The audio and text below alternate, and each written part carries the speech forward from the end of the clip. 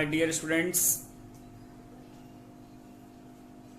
छात्रों, आज हम लोग इंटरमीडिएट का 12th क्लास का सीबीएसई का मैट्रिक्स चैप्टर लेकर आए हुए हैं। Today we will learn about matrices which will help you to improve your study during these lockdowns. So let's start students. हम लोग मैट्रिक्स में पढ़ने वाले क्या हैं? सबसे पहले तो सिंपली मैट्रिक्स होता क्या है और मैट्रिक्स को हम लोग क्यों यूज करते हैं। मैट्रिक्स एक्चुअली में है क्या, ठीक है स्टूडेंट्स। तो सबसे पहले हम लोग मैट्रिक्स के बारे में जानकारी लेंगे। और matrix is an ordered rectangular array of numbers और फंक्शंस। हम कह सकते हैं कि एक मैट्रिक्स जो है जिसमें रेक्टेंगुलर अरेंजमेंट में कुछ नंबर्स को या फंक्शंस को असेंबल्ड किया जाता है, ठीक है। अभी हम लोग चलेंगे बोर्ड पर, तो उसमें मैं आपको दिखाऊंगा करके कि रेक्टेंगुलर में अरेंजमेंट कैसे किया जाता है। थोड़ा सा इंफॉर्मेशन लेते हैं ज़्यादा मैट्रिक्स के बारे में कि मैट्रिक्स में और हम लोग क्या क्या कर सकते हैं। देखिए दोस्तों, मैट्रिक्स जो है एक तरीके का बहुत ही इंपॉर्टेंट टॉपिक्स है मैथमेटिक्स के लिए भी, और बहुत सारे कह सकते हैं साइंस के ब्रांचेस में मैट्रिक्सेस को यूज किया जाता है। मैट्रिक्स में जनरली हम लोग अगर देखें तो एक इम्पोर्टेंट या नेसेसरी मैथमेटिकल टूल्स है ये। इसको हम लोग इकोनॉमिक्स में, जेनेटिक्स में, सोशियोलॉजी में, मॉडर्न फिजियोलॉजी में, इंडस्ट्रियल मैनेजमेंट के लिए, ये हर जगह एक तरीके से कह सकते हैं कि हेल्पफुल है और हम लोगों के लिए, और इसको हम इसलिए पढ़ते हैं। तो इंटरमीडिएट में ये फर्स्ट क्लास होता है, कह सकते हैं कि एनसीईआरटी का 3rd चैप्टर है मैट्रिसेस, बट मोस्टली क्या है कि इसको सबसे पहले करवाया जाता है क्योंकि ये बेसिक है। बहुत ही इंटरेस्टिंग चैप्टर है और बहुत ही मजेदार भी कह सकते हैं दोस्तों। अगर आप लोग ध्यान दें तो इसको एक ही क्लास में खत्म किया जा सकता है।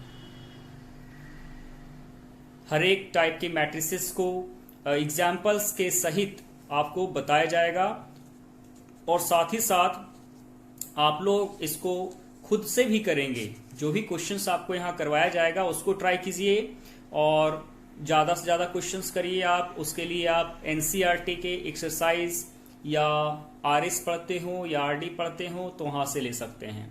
और दोस्तों, अगर आपको कोई प्रॉब्लम होता है मैट्रिसेस में तो आप कमेंट कर सकते हैं क्वेश्चन, उसका सॉल्यूशन नेक्स्ट वीडियो में आप लोगों को दिया जाएगा। फिलहाल आज हम लोग इस चैप्टर को फिनिश करेंगे पॉइंट बाय पॉइंट, ठीक है। तो आइए हम लोग चलते हैं बोर्ड पर और वहां पर हम लोग करेंगे मैट्रिसेस को।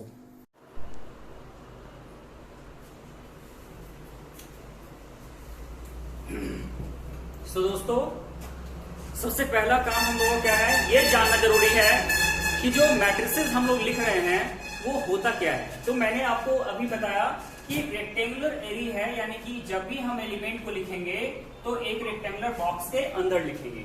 और जब वो भी कोई मैट्रिक्स लिखा जाता है, मान लीजिए यहाँ पर जो मैट्रिक्स का ऑर्डर है आई के फॉर्म में है, और ये m/n इसको पढ़ा जाता है, m×n को पढ़ा जाता है m/n ऑर्डर का मैट्रिक्स। अभी मैं बेसिक ले रहा था कि मैं आपको एग्जाम्पल बता रहा था कि हमारे पास 3 लोग हैं, एक राम है, एक रहीम है और एक रहीमन है, ठीक है। अब इनके पास जो है नोटबुक्स और पेन्स के नंबर में दिया है, तो मैं लिख देता हूं यहाँ पर कि नोटबुक जो है इसके पास और इसके पास जो पेन्स है वो कैसे दिए हैं। तो राम के पास 15 नोटबुक है और इसके पास पेन 6 है। रहीम के पास 10 नोटबुक है और 3 पेन्स है। रहीमन के पास 5 नोटबुक है और 5 ही इसके पास पेन है। अब क्या है कि अगर हम इसको इस तरीके से लिख दें, क्या लिख दें, 15, 10 और 5। तो ये हमारा कॉलम में फर्स्ट कॉलम जो इसको हम पढ़ते हैं कॉलम, ठीक है ना। और दूसरे कॉलम में हम लिख देंगे 6, 3 और 5, ये हमारा हो गया सेकंड कॉलम। ये हमारा हो गया सेकंड कॉलम। तो कॉलम में जो हमारे पास दो कॉलम गिवन है, फर्स्ट कॉलम है सेकंड कॉलम, और रो हमारे पास कितने हो गए, फर्स्ट सेकंड और थर्ड रो। इसको बताता है रो और इसको बोला जाएगा कॉलम। ठीक है दोस्तों, तो कॉलम में हमने नोटबुक और पेन्स को अरेंज कर दिया है। अब फर्स्ट रो किसको शो कर रहा है, राम को, सेकंड रो रहीम को, और थर्ड रो रहीमन को शो कर रहा है। ठीक है,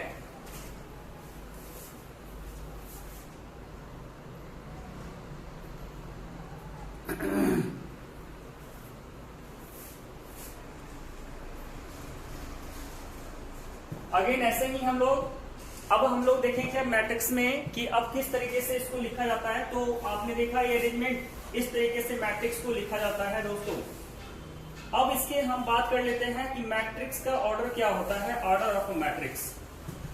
तो मैं यहां लिखता हूं ऑर्डर ऑफ अ मैट्रिक्स, बहुत ध्यान से देखना है आपको।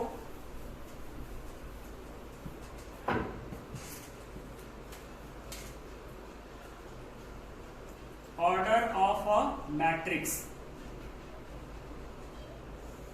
किसी भी पर्टिकुलर मैट्रिक्स का ऑर्डर क्या होगा। तो मैं यहां पर एक रेक्टेंगुलर बॉक्स लूंगा और मैं यहां लिखूंगा एलिमेंट्स को A11, A12, A13 और ऐसे ही चला जाऊंगा मैं कहां तक, A1n तक। ध्यान रखिएगा ये एक रो लिखा है मैंने, फिर ऐसे ही आएगा A21, A22, A23 और ऐसे ही चला जाएगा A2n तक, और फिर ऐसे हम आ जाएंगे AM1 तक, फिर यहां पर आएगा AM2 तक, और फिर ऐसे ही आएगा AM3 और लास्ट हो जाएगा AMN। तो आप क्या देख पा रहे हैं कि फर्स्ट रो में जो फर्स्ट रो के एलिमेंट्स है वो n कॉलम्स तक दिए हुए हैं, और same as it is second row का एलिमेंट्स जो है वो दिया हुआ है n कॉलम तक, और ऐसे ही हमने m रो ले लिया है। तो हम लिखते हैं कैसे हैं, पहले रो लिखते हैं फिर कॉलम लिखते हैं। तो हमारे पास जो मैट्रिक्स का ऑर्डर आ गया वो ऑर्डर क्या आ गया, m/n आ गया। दोस्तों इस ऑर्डर से हम नंबर ऑफ एलिमेंट्स निकाल सकते हैं। अगर आपसे कोई पूछे कि इस मैट्रिक्स में कितने नंबर ऑफ एलिमेंट्स हैं तो हम बोल सकते हैं mn है। ठीक है ना। फॉर एग्जाम्पल मान लीजिए कि मैंने एक मैट्रिक्स ले लिया है 1 2 3 4 5 6 7 8 9 का, कोई भी एग्जाम्पल। तो हमने क्या देखा, इसमें 3 रोज हैं और 3 ही कॉलम है, तो 3/3, तो 3 3 कितना होता है 9। इसका मतलब यह कि ये 3/3 ऑर्डर का जो मैट्रिक्स है इसमें टोटल 9 एलिमेंट्स हैं। ध्यान रखिएगा, एक बार ध्यान से जरा देख लीजिए इसको।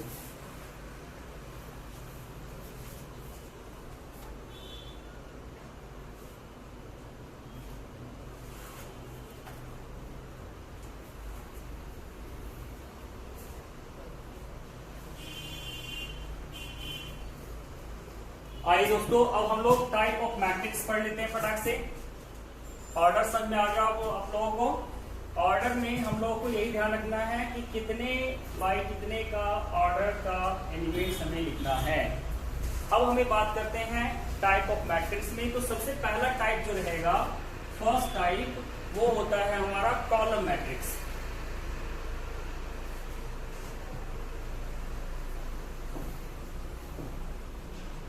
फर्स्ट टाइप जो हमारा है वो है कॉलम मैट्रिक्स। तो कॉलम मैट्रिक्स क्या होगा दोस्तों, तो कॉलम मैट्रिक्स हम लोग कह सकते हैं कि ऐसा मैट्रिक्स जिसमें सिर्फ एक कॉलम हो, और matrix is said to be a column matrix if it has only one column. अगर इसके पास सिर्फ एक कॉलम हो तो हम इसको लिख सकते हैं ऐसे कि मान लीजिए एक मैट्रिक्स दिया हुआ है A, जिसमें दिया हुआ है हमारे पास 0 √3 2 1। ये देखिए, इसमें हमारे पास सिर्फ एक कॉलम दिया है, तो अगर सिंगल कॉलम है तो वो हमारा कॉलम मैट्रिक्स हो गया दोस्तों। दूसरा है रो मैट्रिक्स। रो मैट्रिक्स क्या होता है, तुम कह सकते हैं matrix is said to be row matrix if it has only one row. तो दूसरा हम ले लेते हैं रो मैट्रिक्स। रो मैट्रिक्स, तो रो मैट्रिक्स में हमारे पास आएगा एक ऐसा जिसमें हमारे पास एलिमेंट्स ऐसे हो, जैसे 2 हो गया, √3 हो गया, 4 हो गया। तो इसमें एक सिंगल रो दिया हुआ है, इसको हम लोग रो मैट्रिक्स कहेंगे दोस्तों। ओके, थर्ड आता है स्क्वायर मैट्रिक्स। स्क्वायर मैट्रिक्स क्या होता है कि कोई भी, जैसे अभी हमने लिखा था, थर्ड हमारा है स्क्वायर मैट्रिक्स। स्क्वायर मैट्रिक्स हम लोग क्या कहेंगे कि कोई भी ऐसा मैट्रिक्स जिसमें जो ऑर्डर दिया हुआ है रो और कॉलम वो इक्वल हो जाए। जैसे कि अभी हमने जस्ट थोड़े पहले लिखा था कि ए आई जे के फॉर्म में होता है matrix n by n order के।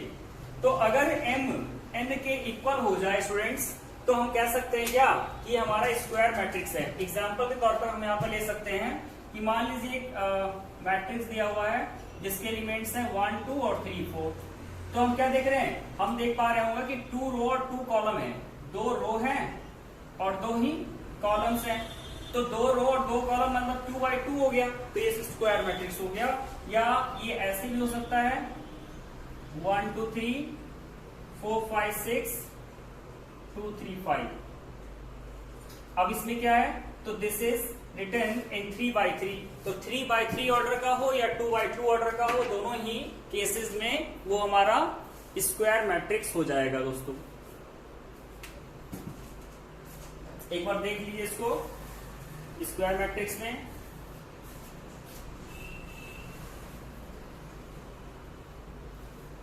ठीक है दोस्तों, ओके, ये हो गया 3 टाइप्स। अब 4 टाइप्स है डायगोनल मैट्रिक्स। 4 टाइप्स हमारा डायगोनल मैट्रिक्स।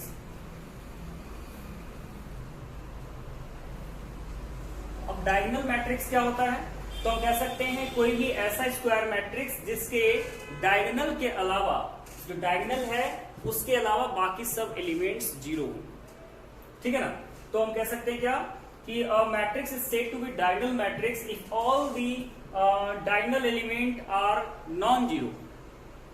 डायगोनल एलिमेंट जो है नॉन जीरो हो और अदर जो एलिमेंट दिया हुआ है वो सब जीरोज हो। जैसे हम कह सकते हैं क्या कि डायगोनल मैट्रिक्स में एक मैट्रिक्स रिटर्न है जिसमें दिया है 1 0 और 0 2।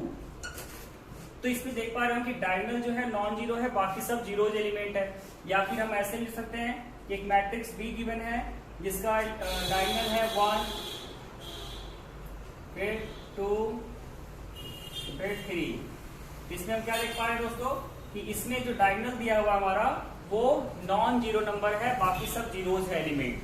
तो ऐसा कोई भी मैट्रिक्स, जैसे ये हमने लिखा है 2 बाई 2 ऑर्डर का, ये है 3 बाई 3 ऑर्डर का, स्क्वायर मैट्रिक्स होना चाहिए, यानी जितने रोज उतने ही कॉलम।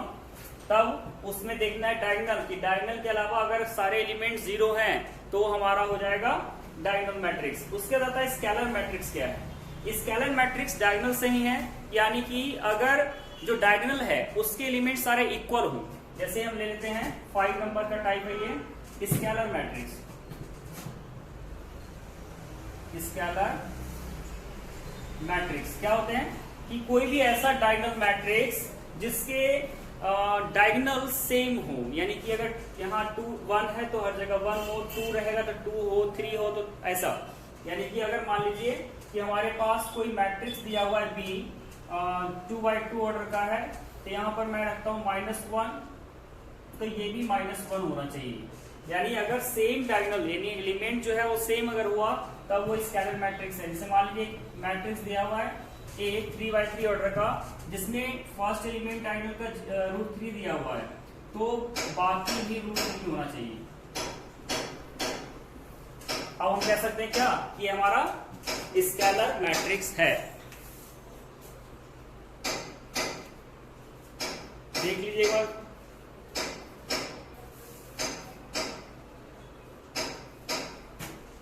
तो हमने 5 टाइप देख लिया। टाइप नंबर 6 क्या है?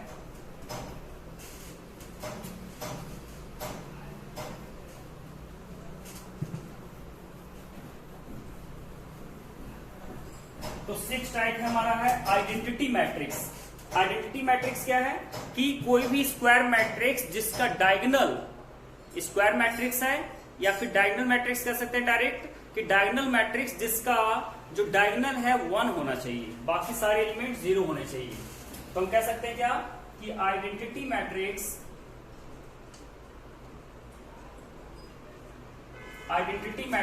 और matrix whose diagonal is only 1। अगर मैंने ये 3x3 ऑर्डर का कोई मैट्रिक्स लिख दिया है तो इसमें आइडेंटिटी मैट्रिक्स ये इसलिए है क्योंकि डायगोनल 1 है। अगर हम 2x2 का लिख देते हैं तो भी हमारे पास ये डायगोनल जो दिया हुआ है वो 1 होना चाहिए, तभी ये डायगोनल मैट्रिक्स है। दूसरा आता है जीरो मैट्रिक्स। क्या है? अगर मान लीजिए कोई इक्वेशन लिखा है इक्वल टू जीरो लिखा है, हमें मैट्रिक्स के फॉर्म में लिखना है, तो जिस भी ऑर्डर का बाकी इक्वेशन रहेगा उसी ऑर्डर का हम जीरो मैट्रिक्स लिख सकते हैं। कह सकते हैं जीरो मैट्रिक्स। तो ये हमारा हो जाएगा, जैसे 2x2 का लिखना है तो 2x2 का जीरो मैट्रिक्स ये हो गया, यानी हर एक एलिमेंट जीरो हो उसका, ठीक है, तो वो हमारा जीरो मैट्रिक्स हो जाता है। अगला जो टर्म आता है इक्वलिटीज ऑफ मैट्रिक्स आता है। इक्वलिटीज मतलब क्या हुआ कि दो मैट्रिक्स दिया हुआ है हमारे पास ए और बी, टू मैट्रिक्स है, एक मैट्रिक्स ए है दूसरा मैट्रिक्स बी है। तो हमें देखना है कि अगर ए जो है उसका ऑर्डर और बी का ऑर्डर अगर सेम ऑर्डर का है तब वो इक्वल है, तभी हम उसको एडिशन या सब्सट्रैक्शन में ला सकते हैं। अगर मान लीजिए कि डिफरेंट ऑर्डर का दिया हुआ है तो एडिशन या कह सकते हैं इक्वलिटीज नहीं हो सकता वहां पर, ठीक है। जैसे मैं एक क्वेश्चन लूंगा इक्वलिटी पर, एक क्वेश्चन लेते हैं इक्वलिटीज मैट्रिक्स पर ताकि क्लियरली समझा जा सके।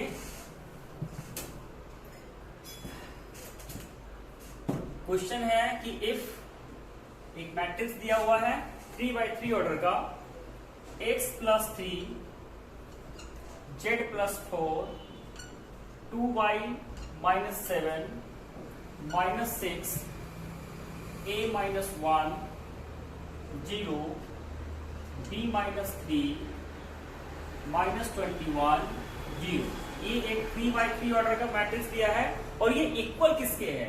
तो ये दिया है इक्वल टू, ये इक्वल टू दिया है 0 6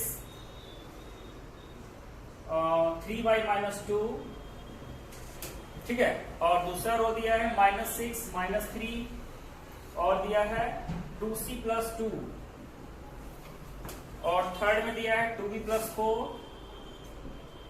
फिर दिया है -21 और लास्ट में दिया है 0। तो दोस्तों आप देख रहे होंगे यहाँ पर ये इक्वलिटीज है क्योंकि ये भी 3x3 ऑर्डर का मैट्रिक्स दिया हुआ है और ये भी 3x3 ऑर्डर का मैट्रिक्स दिया हुआ है। अब इस टाइप का मैट्रिक्स दिया है और इक्वल लिखा है और हमें बोला है कि find the value of x y z a b c।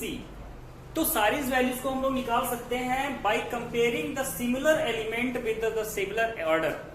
जैसे मान लीजिए ये एलिमेंट जो दिया हुआ है हमारे पास फर्स्ट ऑर्डर का, मतलब फर्स्ट रो का फर्स्ट कॉलम का फर्स्ट एलिमेंट, और यहाँ पर दिया है 0। तो कंपेयर करेंगे यहाँ पर हम लोग लिख सकते हैं क्या कि as the given matrices are equal. क्यों है इक्वल?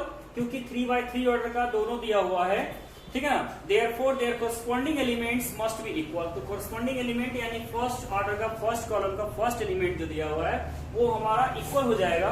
तो हम लिख सकते हैं क्या कि x + 3 = 0, तो x = आएगा -3, पहला। सेकंड दिया है z + 4 = वहां दिया है 6, तो यहां पर हो जाएगा z = 6 - 4 और z = 2, ठीक है ना। इस तरीके से कंपेयर करके आप पूरा इसको निकाल सकते हैं दोस्तों। देख लीजिए एक बार, जैसे मान लीजिए हमें अब निकालना है इसका थर्ड का, हमें कंपेयर करना है, तो थर्ड का हो जाएगा 2y - 7 = 3y - 2। अब ये 2y उधर शिफ्ट कर दीजिए, 2 इधर ले आइए तो -7 + 2 आएगा इधर, और इधर हो जाएगा 3y - 2y, तो आएगा आपके पास y = -5। ऐसे ही ये 6 6 दोनों सेम दिया है। अब यहाँ देखिए सेकेंड रो का सेकेंड कॉलम का एलिमेंट जो है वो दिया है a - 1 और वहां दिया -3, तो a = आएगा -3 + 1 यानी a बराबर आ गया -2, ठीक है ना। फिर ऐसे ही यहाँ आएगा 0 और वहां 2c + 2 है, 2c + 2 = 0, सो 2c = -2, सो c = -2/2। इस तरीके से c का वैल्यू आ गया। और कुछ बच गया है तो उसको भी निकाल लीजिए। तो इस तरीके से दोस्तों हम लोगों ने सारी वैल्यूज को ही निकाल लिया है। आप देख लीजिए एक बार गौर से, फिर हम लोग आगे बढ़ते हैं।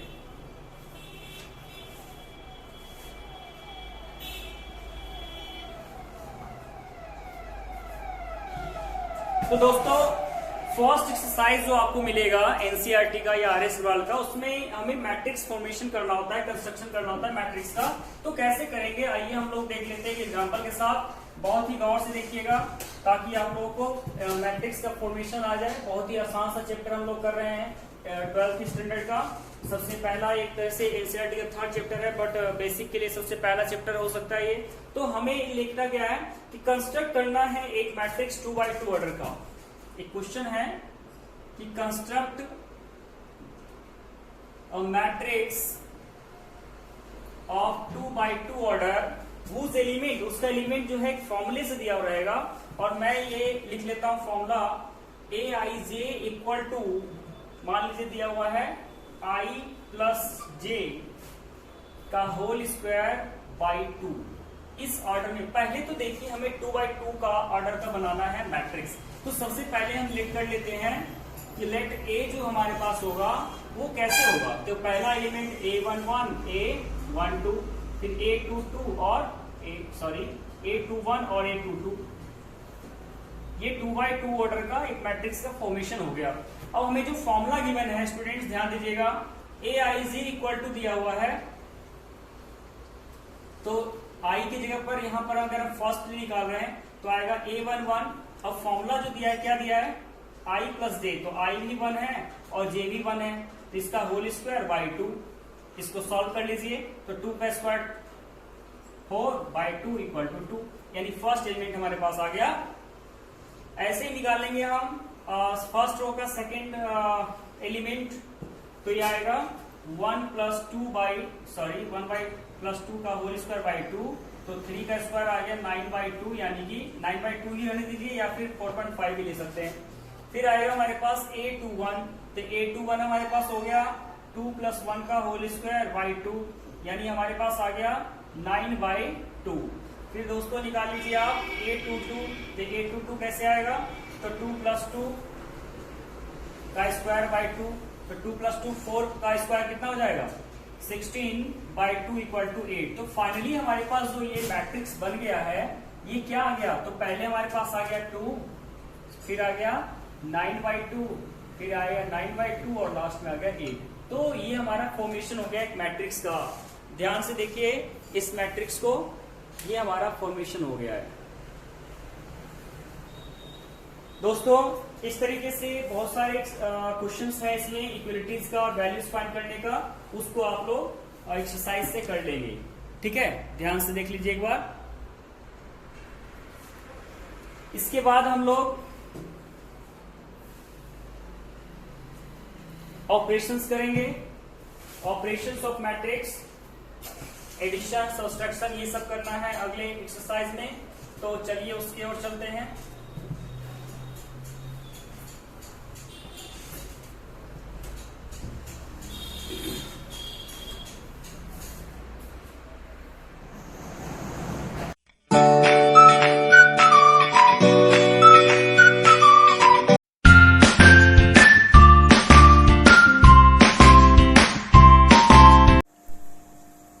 स्टूडेंट्स आपने देखा अभी हम लोग बेसिक मैट्रिक्स का फॉर्मेशन, मैट्रिक्स किसे कहते हैं, उसके टाइप्स को हमने अभी पढ़ा है।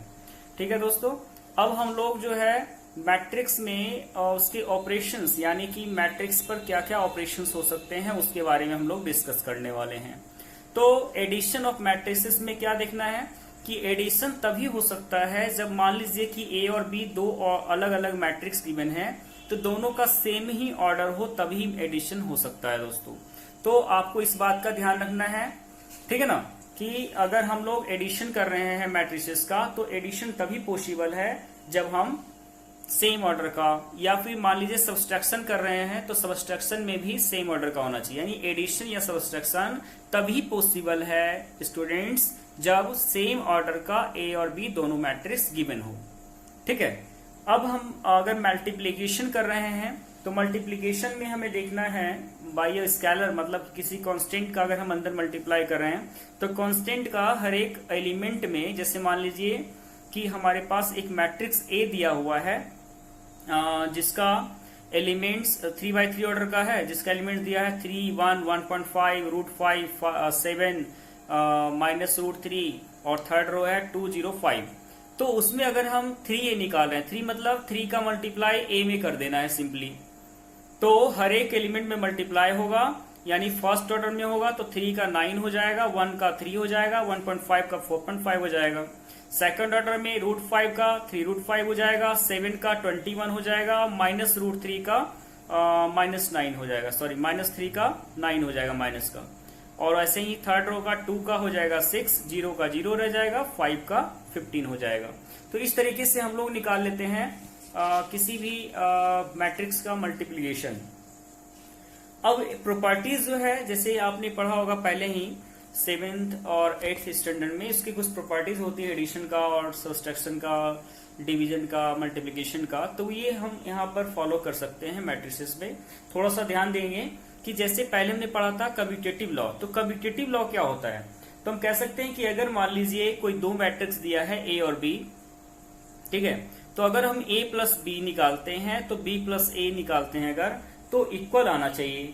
तो हम कह सकते हैं क्या कि m/n ऑर्डर का a plus B equal to b plus A होना चाहिए, तब हम कहेंगे कि वो कम्यूटेटिव लॉ को फॉलो कर रहा है। दूसरा होता है एसोसिएटिव लॉ। एसोसिएटिव लॉ क्या है कि अगर 3 मैट्रिसेस दिया हुआ a, b और c, तो a b का सम करने के बाद जो भी आता है उसको c से सम करते हैं, और BC का सम करके A से सम करते हैं, तो दोनों इक्वल आना चाहिए, तब वो एसोसिएटिव लॉ होता है।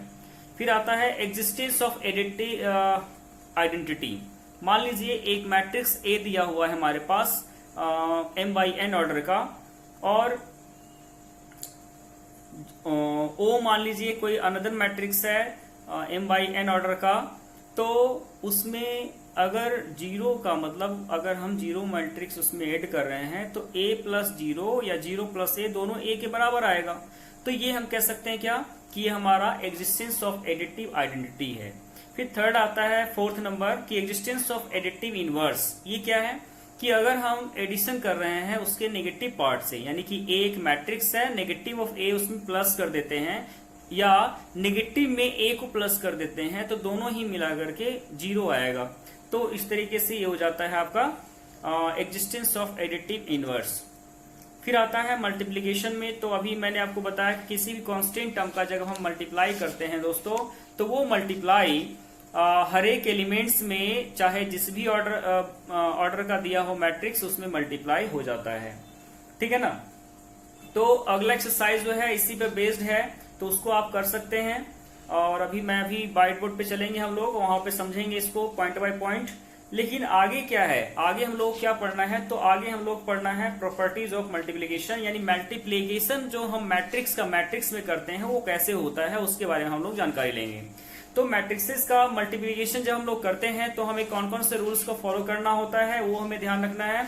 उसके बाद जो इंपॉर्टेंट टर्म्स आएगा सिमेट्री और स्क्यू सिमेट्री, उसको पढ़ लेंगे, और इस तरीके से फिर हम ट्रांसपोज पढ़ लेंगे और खत्म हो जाएगा हमारा चैप्टर।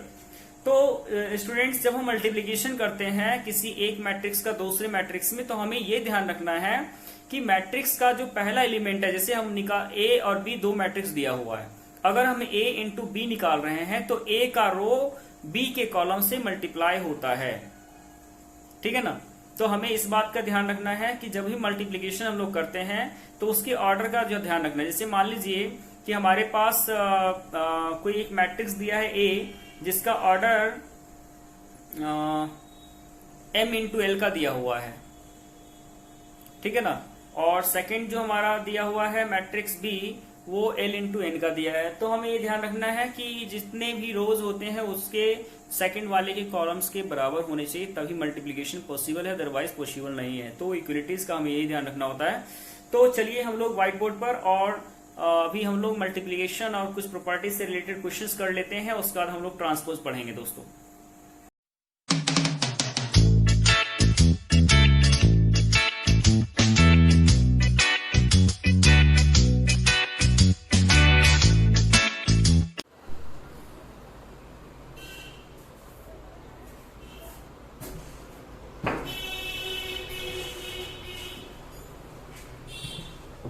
देखिए दोस्तों, अभी मैंने यहाँ एक क्वेश्चन लिया हुआ है जिसमें एक मैट्रिक्स दिया है हमारे पास A, और वो मैट्रिक्स क्या है वो देख लीजिए एक बार। वो मैट्रिक्स ए दिया हुआ है जिसमें 3x3 ऑर्डर का मैट्रिक्स है हमारा ये, और ये 3x3 ऑर्डर का मैट्रिक्स जो है ये हमें बता रहा है कि फर्स्ट रो का एलिमेंट है 1 2 3, और उसके बाद जो दिया हुआ है ये देखने वाली चीज है कि उसके बाद क्या दिया हुआ है। तो ए हमारे पास दिया है 1 2 3 और 3 - 2 1 और 4 2 1, और हमें शो करना है क्या, तो हमें शो करना है a³ - 2a - 40i = 0।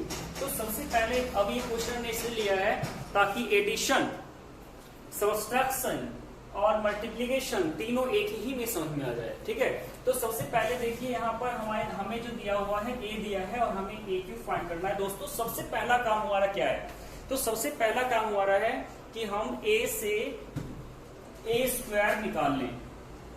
a² जो है उसका मतलब होता है a × a, तो हमें यहाँ मल्टीप्लाई करना है दोस्तों। तो पहले लिख दीजिए 1 2 3, 3 - 2 1 और 4 2 1, और फिर से a लिख दीजिए 1 2 3, 3 - 2 1 4 2 1। इसका हमें मल्टीप्लाई करना है, तो मल्टीप्लाई करिए इसका। देखिए ये फर्स्ट रो इस कॉलम में मल्टीप्लाई होगा। ठीक है, तो element by element, first element first से, सेकंड एलिमेंट सेकंड से, और इस तरह से पहला एलिमेंट बनेगा। तो यहाँ हमारे पास दिया हुआ है 1 × 1 1, फिर 2 3 6, फिर 3 4 12, ये पहला एलिमेंट हो गया। फिर ऐसे ही तीनों के साथ करिए। तो अब इसके साथ होगा सेकंड एलिमेंट के लिए, तो हो जाएगा 2 - 4 और 3 2 6।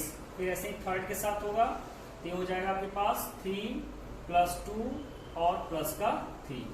ये पहला रो हो गया। ऐसे ही सेकंड रो का करेंगे पहले कॉलम में, तो सेकंड कॉलम में, फिर थर्ड कॉलम में, तो हमारे पास आएगा 3 1 3, -2 3 -6 और 1 4 4। फिर आएगा यहाँ पर 3 2 6, माइनस प्लस का 4 एंड 2 1 2। फिर ऐसे आएगा 3 3 9, माइनस का 2 और 1 1 1। ऐसे ही थर्ड रो का करेंगे, तो यहाँ पर हमारे पास आ जाएगा 4 1 4, 2 3 6 और 1 4 4। फिर 4 2 8, फिर 2 2 -4 और 2 1 2। फिर आएगा 4 3 12, 2 1 2 और 1 1 1। इस तरीके से हमारे पास बन गया। ठीक है, तो हो गया कितना, 13 और 6 19, और 6 2 8 और -4, तो 4 हो जाएगा। फिर 3 3 6 और 2 8 हो जाएगा। फिर आएगा 4 3 7, 4 3 7 में 6 गया, 1 आएगा। फिर 6 को 10 और 2 12 हो जाएगा। फिर 9 1 10, -2 8 हो गया। फिर 14 हो गया। फिर यहाँ आ जाएगा 10 में 4 गया 6, और ये हो जाएगा 14 और 1 15। ये हमारे पास a² आ गया दोस्तों। अभी हमें a³ भी निकालना है, तो अब चलते हैं a³ निकाल लेते हैं फटाक से। ऐसे एस निकाल लेते हैं। a³ का मतलब हो गया a² × a। अब a² हमारे पास पहले से आया हुआ है, और ये एलिमेंट्स क्या दिए हुए हैं देख लीजिए एक बार।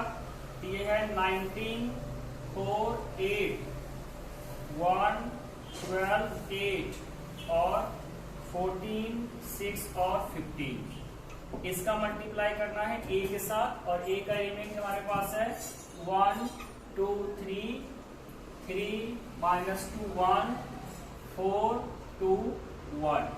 इसका मल्टीप्लाई हम लोग कर देंगे। तो इसको मल्टीप्लाई करने के बाद फिर से वैसे ही करना है दोस्तों, ध्यान रखिएगा। तो करिए मल्टीप्लाई। फर्स्ट रो का कॉलम वाइज करेंगे पहले, फिर ऐसे ही कॉलम वाइज करते जाएंगे, और लास्ट में मल्टीप्लाई आपको खुद करना है। आप नोटबुक में करिए, मैं रिजल्ट डायरेक्ट लिख देता हूँ a³ कितना आएगा। तो आफ्टर सॉल्यूशन ये आएगा 63 46 69। फिर आएगा 69 माइनस का 6 23, और फिर आएगा 92 46 और 63। ये हमारे पास आ जाएगा रिजल्ट। ये AQ का वैल्यू आ गया स्टूडेंट्स। अब AQ आ गया हमारे पास। अब जो इक्वेशन दिया हुआ है हमें प्रूव करना इक्वल टू 0, यानी कि हर एक एलिमेंट को सॉल्व करने के बाद 0 आना चाहिए। तो यहाँ पर हम लोग रख देते हैं वैल्यूज को। तो यहाँ लिख देंगे हम लोग कि नाउ हमें लिखना है AQ minus 23A minus 40I equal to 0। तो यहाँ पर वैल्यू रखिए। AQ का कितना आया है एलिमेंट देख लीजिए, 63, 46, 69, 69 माइनस 6, 23, 92, 46, 63। ये AQ का वैल्यू है माइनस 23 इंटू A का वैल्यू रख दीजिए यहाँ पर। तो A का वैल्यू कितना है, A का है 1 2 3, देन 3 माइनस 2 1 4 2 1। ये A का वैल्यू माइनस 40। I मतलब आइडेंटिटी मैट्रिक्स होता है स्टूडेंट्स। तो ये हो जाएगा 1 0 0 0 1 0 0 0 1। ठीक है, अब इसको इक्वल टू 0 लाना है। तो अब देखते हैं कि 0 ये आता है या नहीं। तो यहां से देखिए, अब इक्वल टू पहले क्या है कि इसको और इसको सॉल्व कर लीजिए आप, बाकी ऐसे रख लीजिए। ये हो जाएगा 63 46 69 69 माइनस 6 23 92 46 63। यहाँ आ गया माइनस, इसको मल्टीप्लाई कर दीजिए सबसे।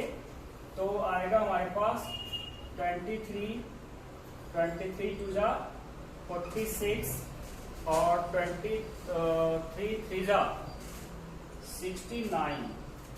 फिर आएगा 69 माइनस का 46 23। फिर 4 से मल्टीप्लाई करिए इसको, 92, ये 46 और 23। ये हमारे पास आ गया। और माइनस का 40 वाला है, तो माइनस हो जाएगा यहाँ 40 0 0 0 40 0 0 0 40। ठीक है, ध्यान से एक बार देख लीजिएगा इसको कि यहां तक आपके पास आ रहा है ना। अब उसके बाद हम लोग क्या करेंगे,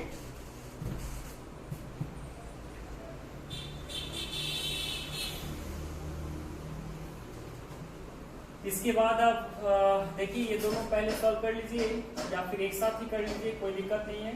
फर्स्ट एलिमेंट है 63, यहाँ आएगा माइनस का 23 और वो माइनस का 40। पहला एलिमेंट हो गया। देन सेकेंड एलिमेंट हो जाएगा 46, ये माइनस का 46 और वो माइनस का 0। फिर आएगा 69 माइनस 69 माइनस 0। फिर सेकेंड में आइए 69 माइनस 69 और 0 को छोड़ दीजिए या फिर देख लीजिए, कोई दिक्कत नहीं है। फिर आएगा माइनस का 6 यहाँ, और ये माइनस माइनस प्लस का 46 हो जाएगा और ये माइनस का 40 हो जाएगा। फिर आएगा 23 माइनस का 23 माइनस का 0। फिर यहाँ आइए, ये है आपके पास 92 माइनस का 92 माइनस का 0। फिर आएगा 46 माइनस का 46 माइनस का 0। फिर आएगा 63 माइनस का 23 माइनस का 40। अब इसको सॉल्व करने के बाद दोस्तों आप देख रहे होंगे यहाँ पर 0 हो जाएगा हर जगह। ठीक है, हर एक एलिमेंट क्या हो रहा है, 0 हो रहा है। कितने ऑर्डर का, 3/3 ऑर्डर का।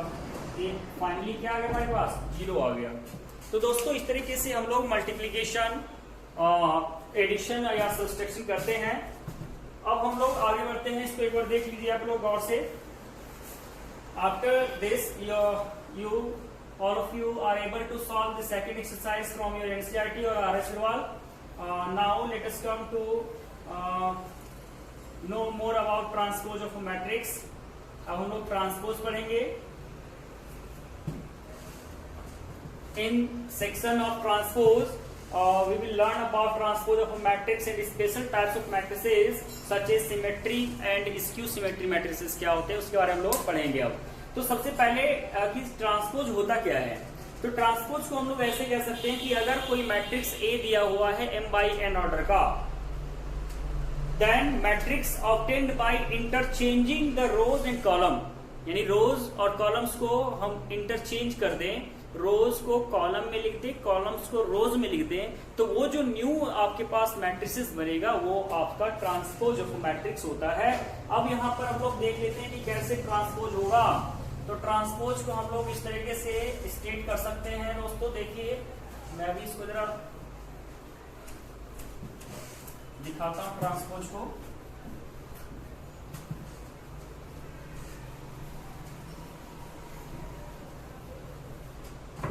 तो ट्रांसपोज जो है, जैसे मान लीजिए कि अगर आपके पास एक मैट्रिक्स दिया हुआ है AIJ के फॉर्म में MIN ऑर्डर का, तो यही अगर ट्रांसपोज हम निकालते हैं तो अब ये हो जाएगा AJI और NIM ऑर्डर का हो जाएगा। अब ये इसका ट्रांसपोज ऑफ मैट्रिक्स है। फॉर एग्जाम्पल मान लीजिए हमारे पास एक मैट्रिक्स दिया हुआ है,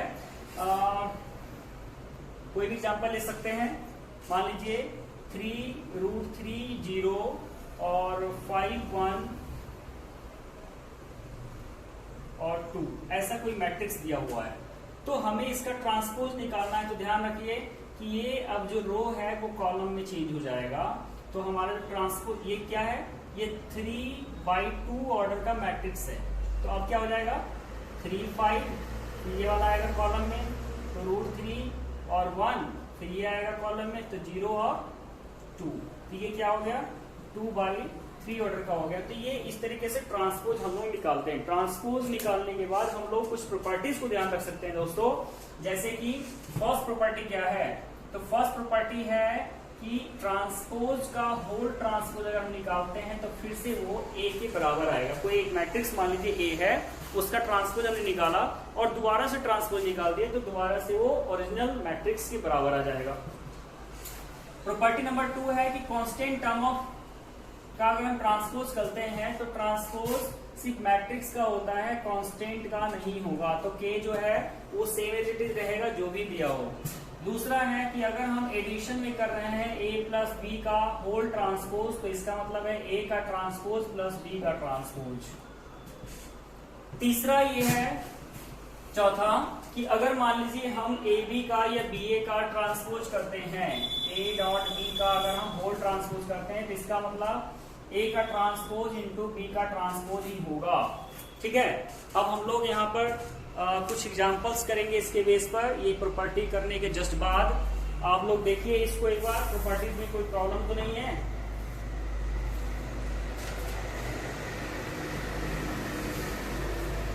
तो इसमें दोस्तों हमें जो आता है क्वेश्चंस करने के लिए मेनली क्या आता है कि इसमें वेरीफाई करने के लिए आता है ट्रांसपोज में।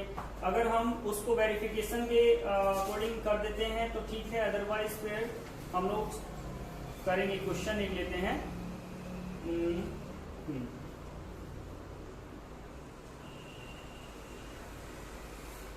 चलिए एक अच्छा सा क्वेश्चन मैं लेता हूं, यहीं पर ले लेता हूं मैं क्वेश्चन। क्वेश्चन है हमारे पास कि A हमारे पास दिया हुआ है cos alpha sine alpha minus का साइन अल्फा और cos अल्फा। ये हमारे पास एक मैट्रिक्स दिया हुआ है, हमें वेरीफाई करना है, verify that A transpose into A equal to I। ध्यान रखिएगा, ट्रांसपोज ऑफ A का A से मल्टीप्लाई करने के बाद आइडेंटिटी मैट्रिक्स आना चाहिए, ये हमें प्रूव करना है दोस्तों। तो सबसे पहला काम हमारा क्या है कि सबसे पहला काम हम करेंगे ट्रांसपोज निकाल लेंगे A का। तो सबसे पहले हम निकाल लेते हैं ट्रांसपोज A का। तो क्या निकलेगा ट्रांसपोज A का, तो ये रो है वो कॉलम भी चेंज हो जाएगा, तो हो जाएगा cos अल्फा और साइन अल्फा, और ये वाला सेकंड कॉलम बन जाएगा, तो माइनस साइन अल्फा और cos अल्फा, ये आ गया। अब हम क्या करेंगे कि LHS ले लीजिए,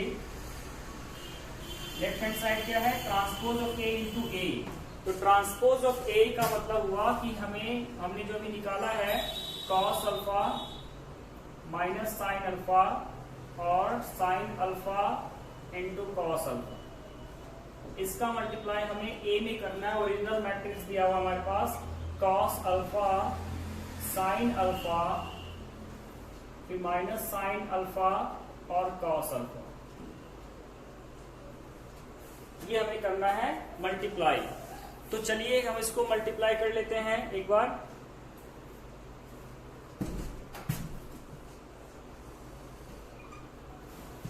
चलिए दोस्तों, तो मल्टीप्लाई करने का तरीका वही है, रो का कॉलम में मल्टीप्लाई होगा। तो पहला जो आएगा हमारे पास LHS के बराबर चल रहा है, cos into cos, cos square alpha, और माइनस साइन है, यहाँ भी माइनस साइन है, तो माइनस माइनस प्लस हो जाएगा sine square alpha. First element आ गया हमारे पास। ऐसे ही फर्स्ट रो का सेकेंड में करेंगे, तो कॉस इंटू साइन,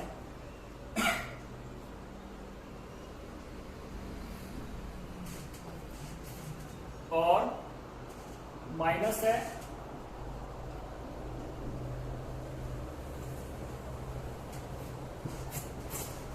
फिर ऐसे करिए सेकेंड रो का फर्स्ट कॉलम में, तो आएगा साइन इंटू कॉस, और कॉस माइनस है तो माइनस का साइन इंटू कॉस, फिर आएगा sine into sine, sign square alpha, और कॉस इंटू कॉस प्लस का कॉस स्क्वायर अल्फा। तो दोस्तों आप लोगों ने ट्रिगोनोमेट्री पढ़ा है, उसमें छोटे से ये फॉर्मूले जो देख रहे होंगे आप, थोड़ा सा